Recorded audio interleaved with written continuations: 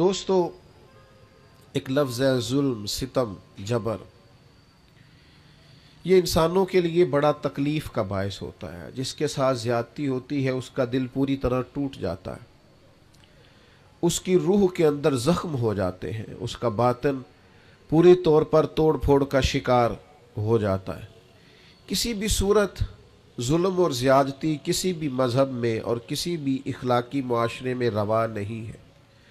اور پھر دین اسلام جو دین رحمت ہے، جو دین کرم ہے، جو دین درگزر ہے، وہ تو اپنے ماننے والوں کو اس بات کی خاص تلقین کرتا ہے کہ وہ اپنی زندگی میں ہر قسم کی زیادتی سے، ہر قسم کے ظلم سے اپنے آپ کو اور اپنے ہاتھوں کو بچا کے رکھے.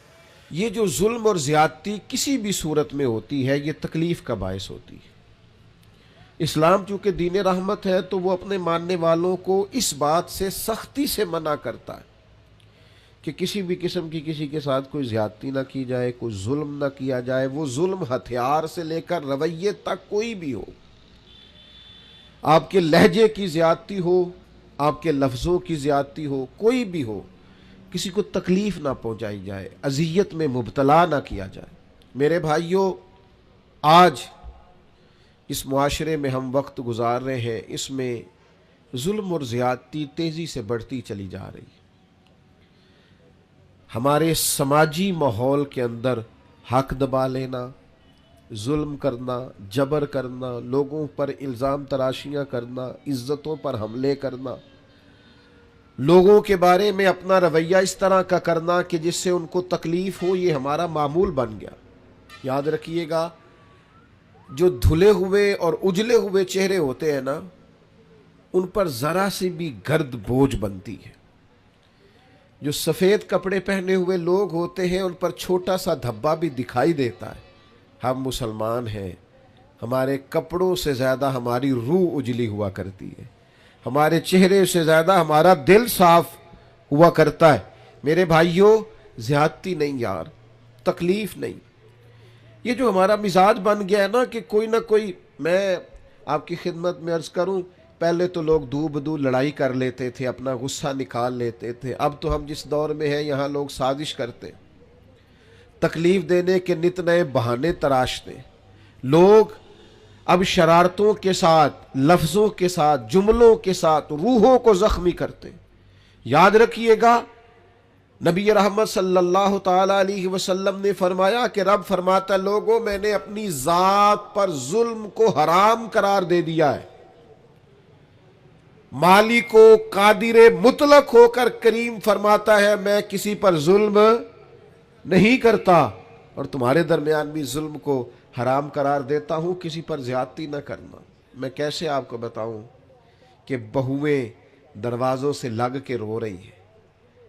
بہو کا باپ صلح کرانے گیا ہے تو وہ روتا جا رہا ہے اور روتا آ رہا ہے. جس کے ہاتھ کوئی سرا آیا ہے کسی کی ڈور کھینچنے کا، پھر اس نے کم نہیں کی. کسی شخص کا کہیں ہاتھ پڑتا تھا، وہ طاقتور تھا تو اس نے پھر کمزور کو لتاڑنے میں، گھسیٹنے میں کوئی کسر نہیں چھوڑی. مومن کی یہ شان نہیں. مومن کا مقام تو یہ ہے کہ نبی پاک صلی اللہ علیہ وسلم سے پوچھا گیا، حضور فرماتے حضرت موسیٰ علیہ السلام نے اللہ سے پوچھا، مالک تیری بارگاہ میں معزز کون ہے؟ بڑے لوگ بڑی جگہوں پہ معزز ہے، کوئی خاندان میں معزز ہے، کوئی قبیلے میں معزز ہے، کوئی علاقے میں معزز ہے، کوئی اپنے شعبے میں بڑا معزز ہے. اے اللہ تیرے حضور معزز کون ہے؟ تو حضور فرماتے، رب کریم نے حضرت موسیٰ علیہ السلام سے فرمایا، میرے کلیم، جس کے پاس بدلہ لینے کی طاقت ہو اور پھر بھی اپنے بھائی کو معاف کر دے، رب کی نظر میں اس کی بڑی عزت ہے. وہ بڑا قابل تکریم ہے، وہ بڑا قابل اعزاز ہے. وہ طاقتور تھا، صاحب حیثیت تھا، اینٹ کا جواب پتھر سے دینے کی طاقت رکھتا تھا، وہ تہ و بالا کر سکتا تھا. لیکن کیا کیا اس نے کہ وہ جب قادر آیا، غالب آیا، اس نے معاف کر دیا اللہ کی رضا کے. تو ظلم نہیں، جبر نہیں، زیادتی نہیں، تکلیف نہیں.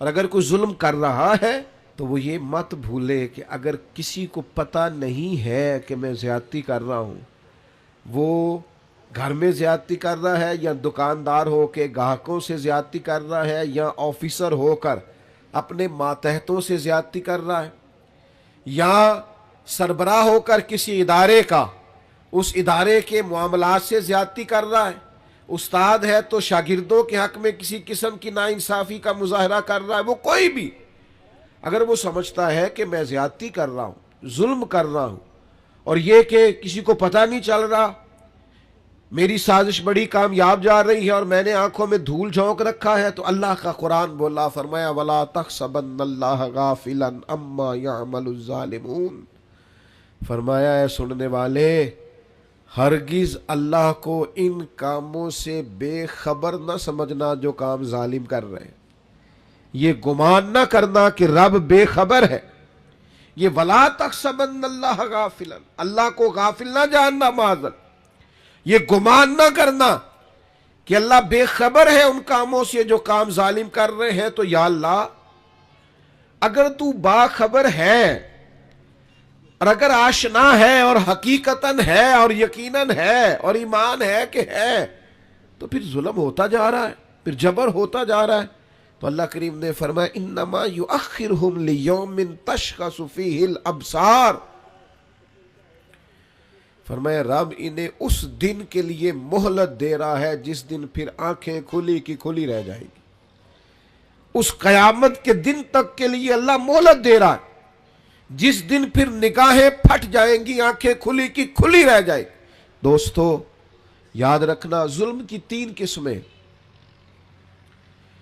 شرک بھی ظلم ہے، قرآن مجید نے کہا ان الشرک لظلم عظیم، بے شک شرک بہت بڑا ظلم ہے، یہ اللہ کے ساتھ زیادتی ہے کہ مالک اللہ ہو، خالق اللہ ہو، رازق اللہ ہو، قادر اللہ ہو اور انسان اس کے ساتھ شریک ٹھہرائے۔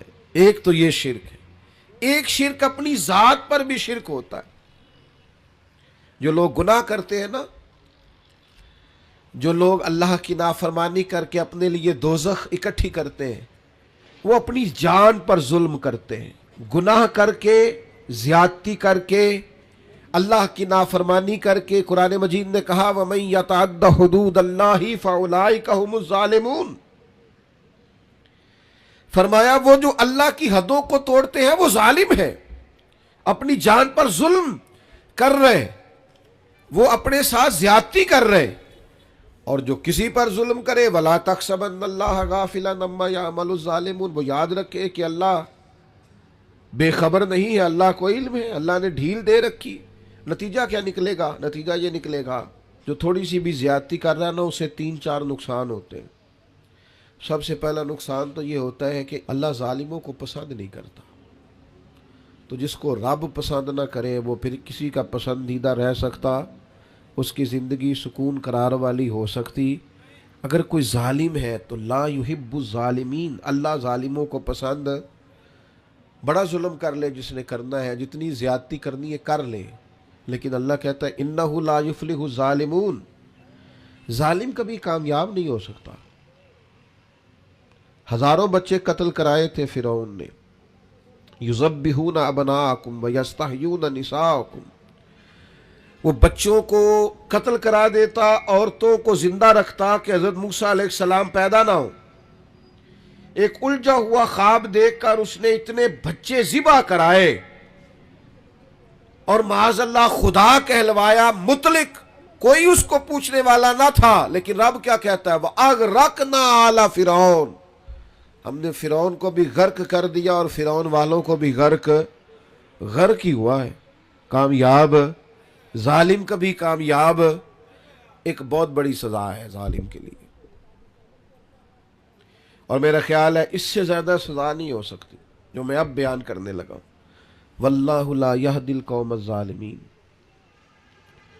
اللہ فرماتا ہے یہ جو ظالموں کی قوم ہوتی ہے نا، اسے اللہ ہدایت نہیں دیتا۔ اوئے ہوئے ہوئے، ظالموں کو اللہ ہدایت، یہ اس کا فیصلہ ہے۔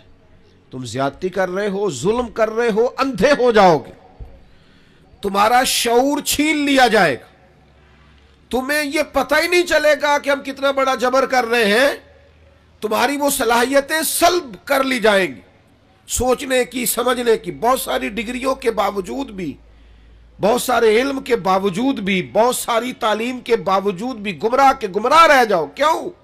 کہ واللہ لا یہدی القوم الظالمین، اللہ ظالموں کی قوم کو ہدایت.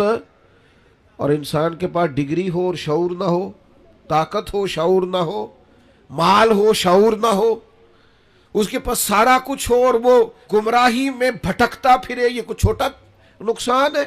میرے بھائیوں یاد رکھیے گا، رب فرماتا ہے اللہ ایک تو ظالموں سے اللہ ظالم کو پسند نہیں کرتا، ظالم کبھی کامیاب نہیں ہوتا، اور فرمایا ظالموں کو اللہ ہدایت. یہ بہت بڑی سزا ہے کہ انسان ظالم ہو، جابر ہو اور اسے ہدایت نصیب نہ ہو. یہ بہت بڑی سزا ہے. اب ہوتا کیا ہے؟ ظلم کرتا کیا ہے؟ اللہ کے حبیب علیہ السلام نے فرمایا ظلم نہ قیامت والے دن بہت سارے اندھیروں کا باعث بنے گا. تم نے بڑی پاکیزہ زندگی گزاری ہوگی لوگوں کے سامنے، بڑی آسودہ تم نے وقت گزارا ہوگا، اچھے لباس پہنے ہوں گے، بڑی گاڑیوں میں گھومے ہوں گے، اور ممکن ہے کہ تم نے بڑے کشادہ گھروں میں وقت گزارا ہو، لیکن اگر کہیں تم سے ظلم ہوا ہے، زیادتی ہوئی ہے، تو قیامت والے دن یہ تمہارے لیے تاریکی ہے. ساری صلاحیتوں کے باوجود صبح قیامت یہ تمہارے لیے اذیت کا باعث. اپنے آپ کو روکیں، اپنے آپ کو سمجھائیں. ہم نہ جاتے جاتے بھی کئی دفعہ ایسی بات کہہ جاتے ہیں جو بات درست. میں آپ سے عرض کروں، سڑک پر چلتے ہوئے میں نے خود دیکھا ہے، چونکہ مجھے بہت سفر کرنا پڑتا ہے، میں نے خود دیکھا ہے کئی دفعہ گاڑی چلانے والے ڈرائیور کی غلطی نہیں ہوتی، ماحول ایسا بن جاتا ہے، لیکن لوگوں کا جو رویہ ہوتا ہے، جو گفتگو کا انداز ہوتا ہے. تو عرض یہ کرنا چاہتا ہوں کہ ایسا نہ سمجھیں کہ صرف امیر ہی زیادتی کر رہا ہے. کہیں کہیں وہ شخص بھی جس نے ذمہ داری لی ہے، لوگوں کی چھتیں نہیں گر جاتی، لینٹر نہیں گر جاتے. کس کی زیادتی؟ کام کرنے والے کی. تو اپنے اپنے شعبے میں، اپنی اپنی جگہ، اپنے اپنے ماحول میں لوگ غیر ذمہ دار ہوتے ہیں، زیادتی کرتے ہیں، اس کا نقصان ہوتا ہے. تو میرے عزیز یاد رکھیے گا، زیادتی نہیں. اللہ کے پیارے رسول صلی اللہ تعالی علیہ وسلم نے فرمایا آپس میں ایک دوسرے پر ظلم نہ کرو، ورنہ تم دعائیں کرو گے تو اللہ تمہاری دعائیں قبول نہیں کرے گا. تم بارشیں مانگو گے، اللہ تمہیں بارشیں نہیں دے گا. تم اللہ سے مدد مانگو گے لیکن تمہاری مدد نہیں کی جائے گی. یاد رکھیے گا، اپنی زندگی میں کوشش کریں، ہم امیر ہیں یا غریب ہیں، ہم باپ ہیں، استاد ہیں، عالم ہیں، آفیسر ہیں، سیاستدان ہیں، کچھ بھی ہیں، ہم سے کوئی زیادتی نہ ہو، کسی کو ہماری وجہ سے تکلیف نہ پہنچے. میں دوستوں سے کہا کرتا ہوں چلو اس طرح کرو، کسی کا بھلا نہیں کر سکتے نقصان ہی نہ کرو، فائدہ نہیں کر سکتے تو کسی کے ساتھ ظلم ہی نہ کرو، کسی کو دعا نہیں دے سکتے تو بد دعا ہی نہ دو. چلو ایسا کرو کہ اپنے وجود کو رکاوٹ ہی نہ بناؤ، کسی کے لیے آسانی پیدا کرنے کی صحیح کریں، مل جل کے کسی کا بھلا کرنے کی کوشش کریں، لوگوں کے لیے خیر جمع کرنے کا ارادہ کریں، کوشش کریں کس حد تک کسی کا بھلا ہو سکتا ہے. لیکن مظلوم جو ہے، جس پر زیادتی کی جا رہی، یاد رکھیے گا، سمجھ لیجئے گا کہ جس طرح لوگ کہتے ہیں نا فلانے آدمی کو کہ یہاں آگ ہے اس سے بچ، یہاں تیر برس رہے ہیں بچ جا، یہاں گولیاں چل رہی ہیں بچ جا. مظلوم کی بد دعا سے بھی اسی طرح بچنا چاہیے. جب لوگ کسی کو اتنا مجبور کر دیتے ہیں نا کہ بے بس ہو جائے اور وہ اور کسی سے کچھ نہ کہہ سکے، جب وہ اس بات پر مجبور ہو جائے کہ اب کسی کو کچھ نہیں کہہ سکا اور پھر وہ رو کے رب کے حضور عرض کرے، اس وقت سے بچے، مظلوم کی بد دعا سے بچے. حضرت معاذ ابن جبل رضی اللہ تعالیٰ عنہ کو نبی پاک صلی اللہ تعالیٰ علیہ وسلم نے یمن کا گورنر بنایا تھا، اور جب رسول اللہ صلی اللہ تعالیٰ علیہ وسلم انہیں یمن بھیج رہے تھے نا، تو حضور نے ایک نصیحت فرمائی، فرمایا یاد رکھنا تم گورنر بن کے جا رہے ہو، مظلوم کی بد دعا سے بچنا، اس لیے کہ مظلوم کی بد دعا اور اللہ کے درمیان کوئی رکاوٹ نہیں ہوتی. فوراً قبول ہو جاتی۔ آج آپ یقین کریں کتنی ساری جگہ ہیں، کتنی ساری زمینیں ہیں جن پر ناجائز قبضے ہیں، اور بڑی آسانی کے ساتھ لوگ زیادتی کرتے، جبر کرتے، چھوٹی چھوٹی باتیں ہیں، بس وہ پڑوسی کو جگہ نہیں بیچنے دینی، وہ اپنی بیچ رہا ہے، اس کو روک دیا ہے، اس پر جبر ہو رہا ہے، اس بیچارے کو مجبوری ہے، اس کو کہیں جانا ہے، اور پھر میں نے ایسا بھی دیکھا ہے کہ کوئی شخص مجبور ہے، وہ جگہ بیچنا چاہتا ہے، دوسرے نے اس پر کوئی سٹے لیا ہوا ہے، اب اس کی قیمت گر گئی، اب وہ بیچارہ اور آزمائش میں آ گیا۔ نبی رحمت نور مجسم شفیع معظم صلی اللہ علیہ وسلم نے فرمایا جس نے کسی کی بالشت بر زمین پر قبضہ کیا ناجائز، ایک بالشت، ایک گٹ، اللہ قیامت والے دن 7 زمینوں کا طوق بنا کے اس کے گلے میں ڈال دے گا۔ ایک حدیث میں فرمایا 7 زمینوں میں دھنسا ڈالے گا۔ کیوں ناجائز قبضے کرتے؟ انسان کے لیے صرف 2 گز زمین کی ضرورت ہے جس کا وہ اصل مالک ہوتا ہے قیامت تک، جس میں رہنا ہے، لیکن ہمارے ہاں چھوٹی چھوٹی چیزوں پر لوگ ایک دوسرے کا ساتھ زیادتی کرتے ہیں۔ اور بھائیوں، اگر بادشاہ چاہتے ہیں نا ان کے محل سلامت رہے تو وہ کوشش کرے کسی کی جھونپڑی کو تکلیف نہ دے۔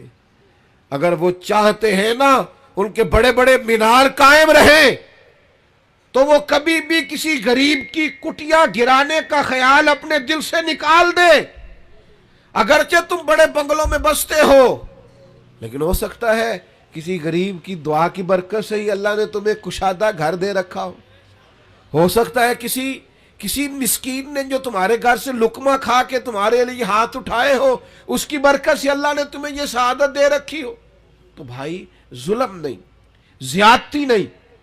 نبی پاک صلی اللہ تعالی علیہ وسلم نے ارشاد فرمایا کہ رب فرماتا ہے 3 طرح کے لوگ ایسے ہیں قیامت کے دن میں، اللہ فرماتا ہے میں ان کے خلاف کھڑا ہوں گا، میں ان لوگوں کا مخالف ہوں گا، اور 3 طرح کے لوگ ایسے ہیں میں ان کا وکیل بنوں گا۔ یہ حدیث صحیح بخاری میں موجود ہے۔ اللہ فرماتا ہے جس نے میرے نام پر وعدہ کیا اور پھر وعدہ خلافی کی، میں اس کا فریق بنوں گا، اس سے پوچھوں گا۔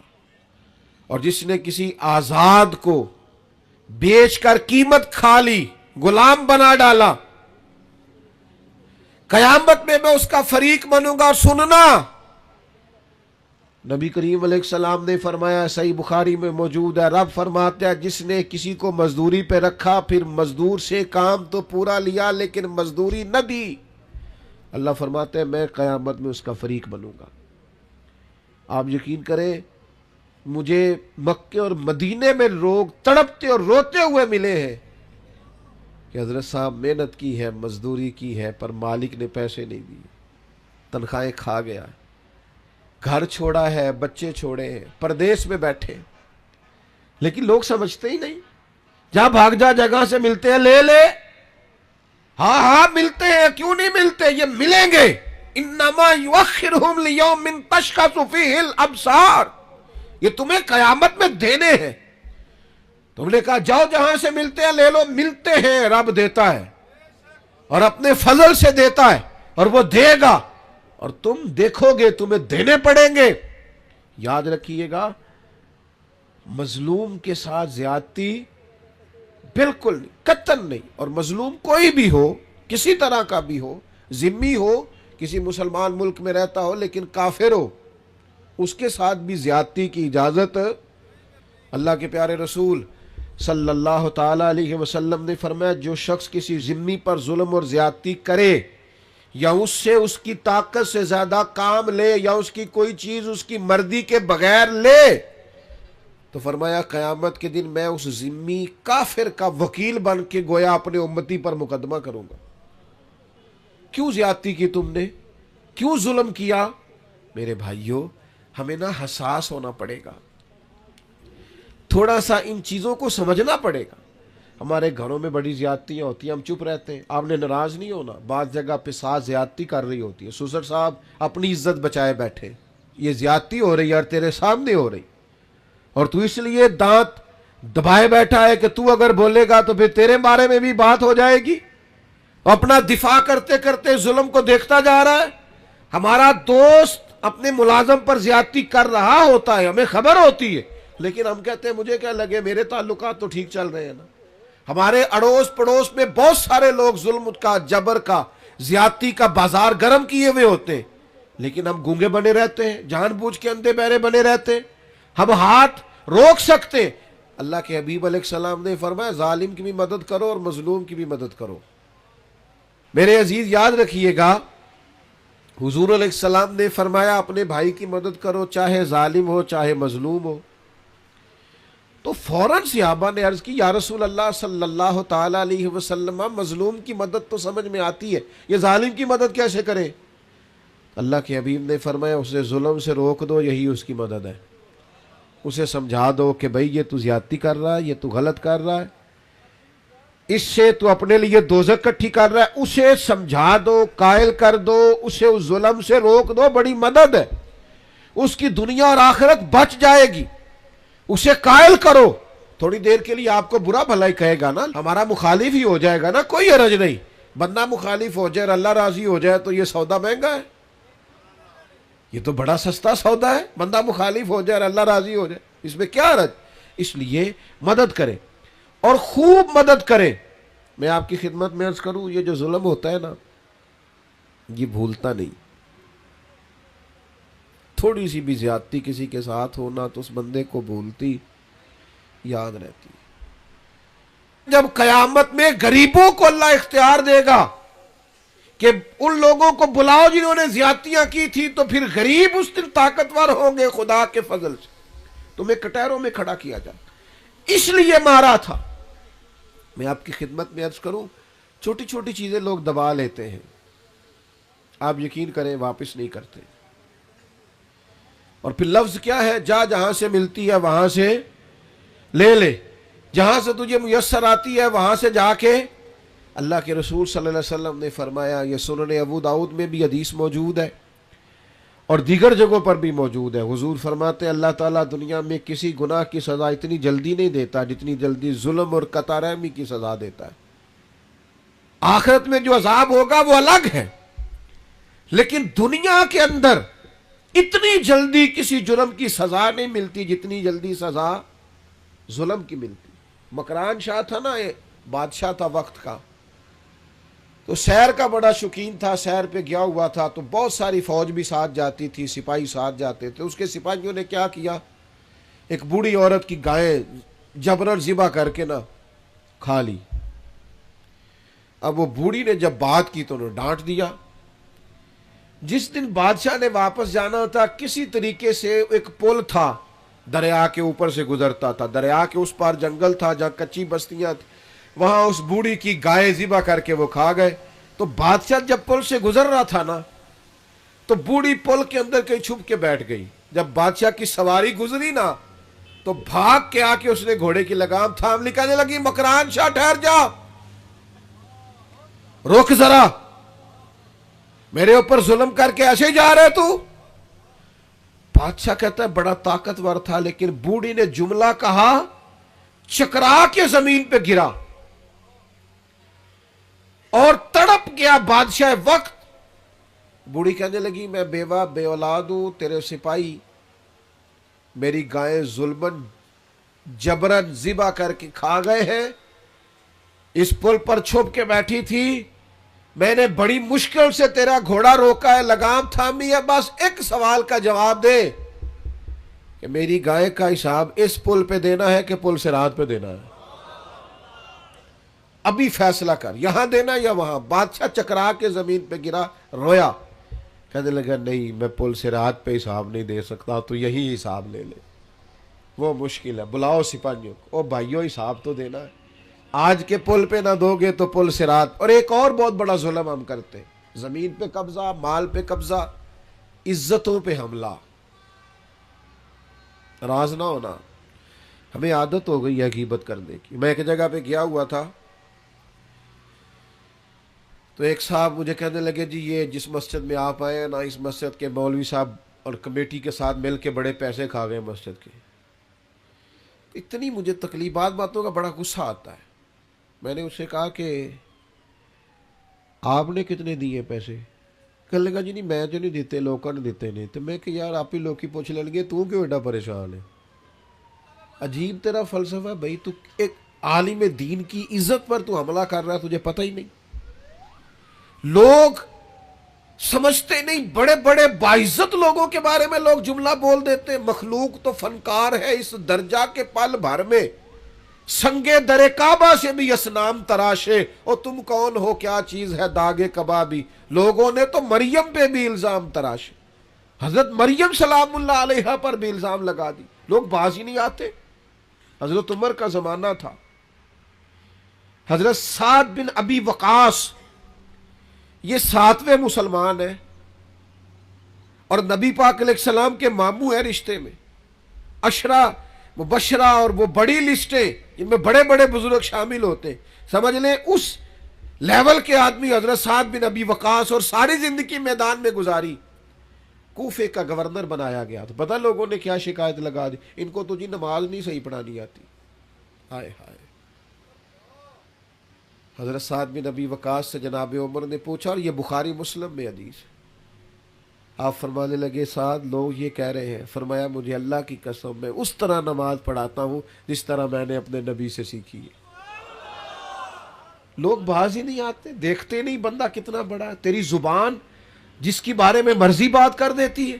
حضرت سعد بن ابی وقاص رضی اللہ تعالیٰ عنہ سے کے بارے میں جب شکایات آئیں کوفہ سے, تو حضرت عمر نے بندہ بھیجا, فرمایا تفتیش کرو. جس جس جگہ لوگ گئے, صحابہ گئے تفتیش کرنے, معلومات کرنے, حقیقت پوچھنے, ہر ایک نے جناب سعد کے لیے دعا کی.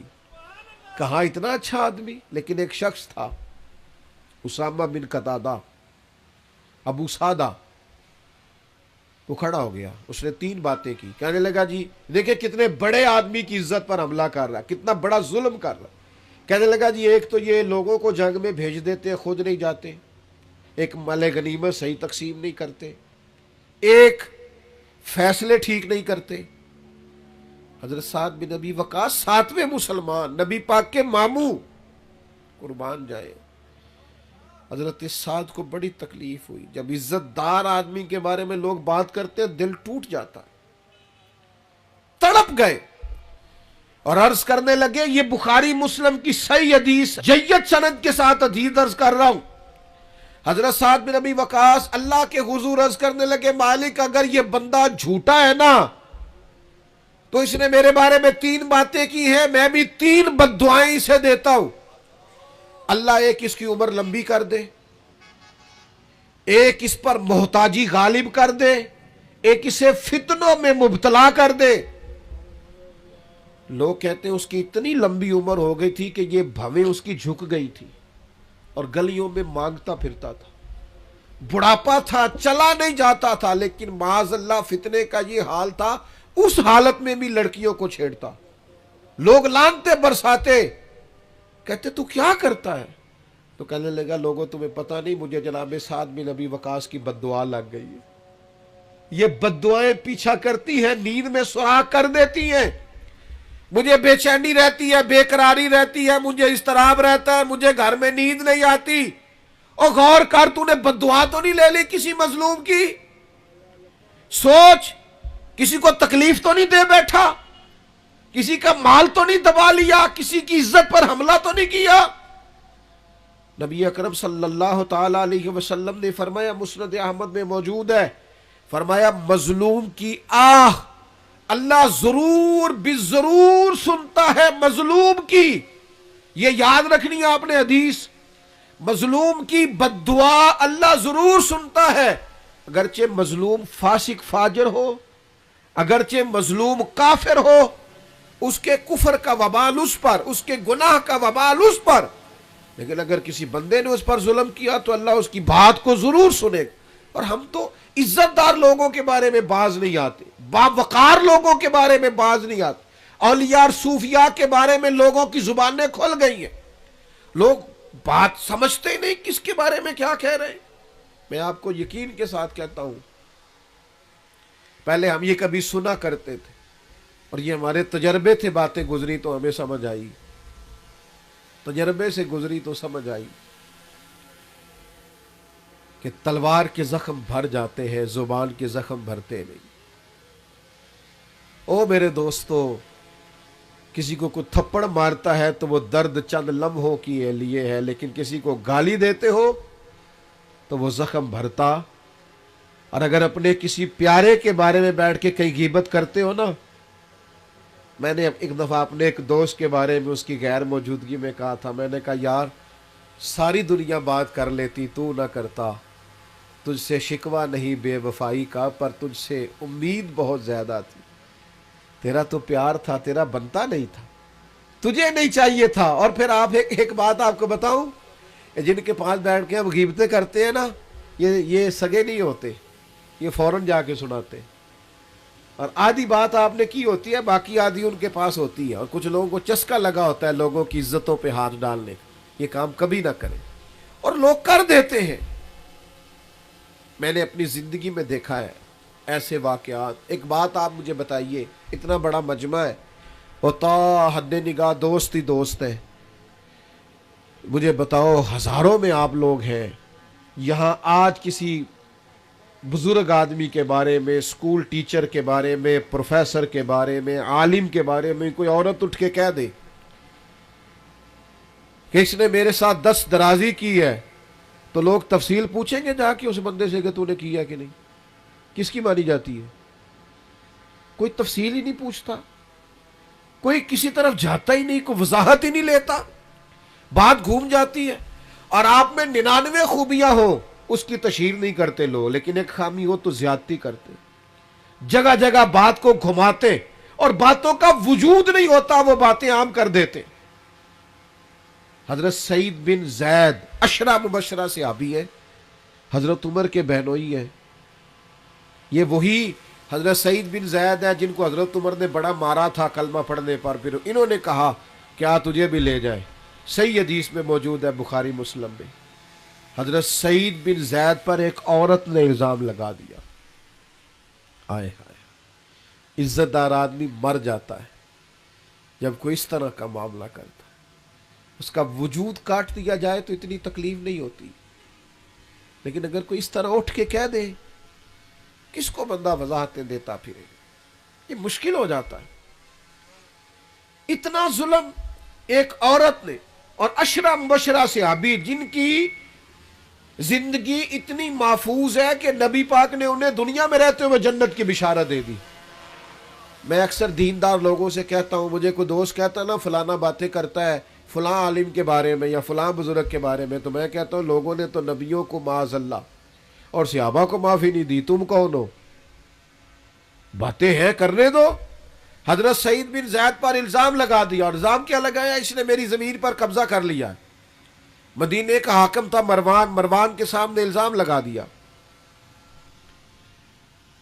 حضرت سعید بن زید حاکم کے پاس تشریف لائے، حاکم کہنے لگا یہ خاتون الزام لگاتی ہے کہ آپ نے اس کی زمین پر قبضہ کیا ہے۔ حضرت سعید بن زید کہنے لگے میں نے اپنے نبی سے سنا ہے، جو کسی کی ایک بالشت زمین پر قبضہ کرے گا 7 زمینوں کا توق اس کے گلے میں ڈالا جائے گا، یہ حدیث سن کر بھی میں یہ کام کروں گا؟ کہا عورت کہہ رہی ہے میں اس حدیث کو سننے کے بعد آپ سے کوئی وضاحت نہیں مانگتا۔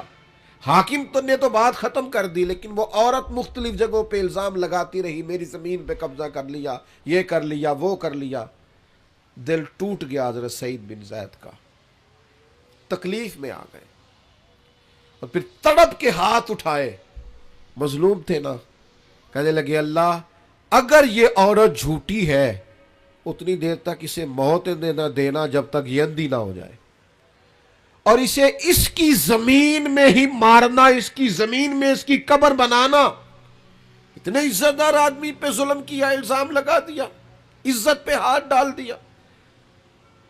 لوگ کہتے ہیں پھر وہ عورت اندھی ہوئی، پھر وہ دیواروں کو ٹٹول ٹٹول کے ہاتھ رکھ رکھ کے چلتی تھی۔ لوگ کہتے تھے کیا ہو گیا آنکھوں کو؟ کہتی تھی سعید بن زید کی بد دعا لگ گئی، یہ دعا لگ گئی ہے مجھے ان کی۔ ٹٹول ٹٹول کے گھومتی تھی، اس کی اپنی زمین میں کنواں تھا، ایک دن اپنے ہی زمین میں اپنے ہی کنویں میں گر کے مر گئی۔ حضرت سعید بن زید کی وہ بد دعا جو اس کی تھی آپ نے وہ پوری ہوئی۔ دوستو کسی کو اتنا نہ ستائے کہ وہ ہماری شکایت رب کے حضور کر دے۔ اپنے آپ کو سمجھائیں، اپنے آپ کو نرم کریں، اپنی طبیعت پر ان باتوں کا اثر کریں کہ ہمیں کسی کے ساتھ کسی قسم کی کوئی زیادتی، نہ کسی کا مال، نہ کسی کی زمین، نہ کسی کی عزت، نہ اور کسی طرح بھی کسی کے ساتھ کوئی ظلم کرنا